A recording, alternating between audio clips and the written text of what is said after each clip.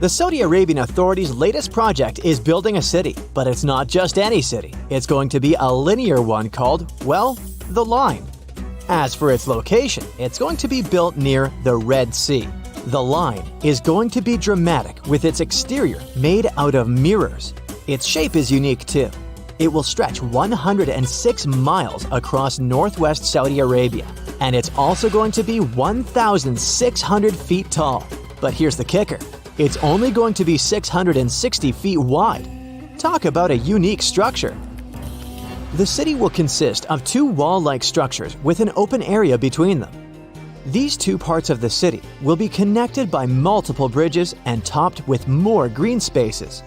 The line is also designed to be entirely powered by renewable energy, and it's not just for show.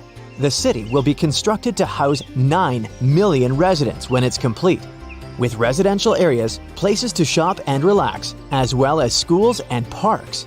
And let's not forget about the transportation system running the length of the megastructure, designed to connect both ends of the city within 20 minutes. Now that's some speed and convenience, am I right? Saudi Arabia isn't the only country looking to move its cities into the future. There's another project closer to home, aiming to build a futuristic city in the middle of the desert. The project is called Tolosa, which means highest goal in Greek. As for its location, its construction is planned to be somewhere in the desert between Arizona and Utah. If everything goes as planned, Tolosa is set to become one of the most interesting cities in the world. This megastructure is going to run almost entirely on renewable energy, with all buildings equipped with solar panels and water treatment plants that use resources sparingly. And get this, it's going to be a 15-minute city, meaning residents can find all their daily needs within a short walk or bike ride. Residents will no longer waste time commuting to work or get angry in traffic jams. Tolosa is also going to be a hub for alternative transportation like scooters, bicycles, and autonomous vehicles. But what really sets Tolosa apart is its commitment to diversity and equality. Those behind this project are looking for 50,000 people to move in and create a new model of society. Interestingly, there will be no private owners in this city. Instead, a foundation will invest the money from leases in social services, and residents will be able to directly influence local administrative decisions. Some critics have raised concerns, like how can a city function without taxes, for instance? I guess we'll just have to see if it works. Sure, it's a big project with a big price tag of $400 billion. But who says we can't dream big? Tolosa could be the future of urban living, the real utopia in the desert. Fans of special types of cities also have their eyes set on the Maldives. This potential futuristic piece looks like a floating oasis. It's designed to host up to 20,000 people, with places to live, eat, shops and schools all placed on water. With levels of the sea still rising, more so in future years, the Maldives is one of the most delicate countries in the world. What this city aims to do is to move at the same time as the sea level, making it a more adaptable residential area. The city is designed to look like coral. It will feature canals placed in between some 5,000 floating pieces of land. The first residents are planning to move there in 2024, but the city won't be fully done by then. The project is scheduled to be finalized in the year 2027. The architect behind this project is passionate about building on water, so he put together an entire specialized architecture firm. The capital of the Maldives is now tightly populated, so if you think about it, such a construction will provide a more relaxed living area.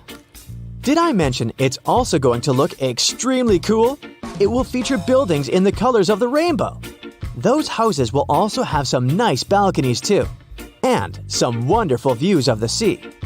As for transportation, obviously people will need to use boats, but they can also walk around, use bicycles or electric scooters.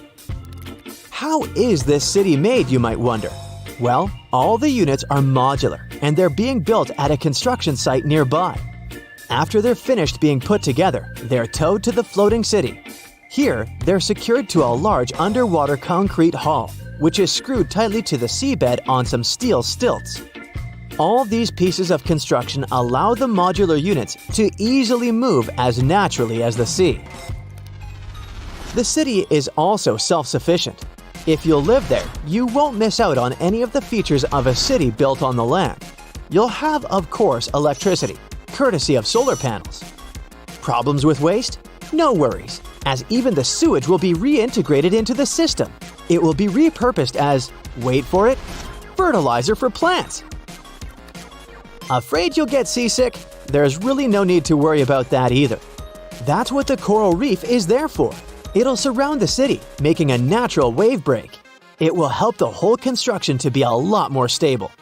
Human-made coral banks will also be placed underneath the city, which will help natural coral grow more.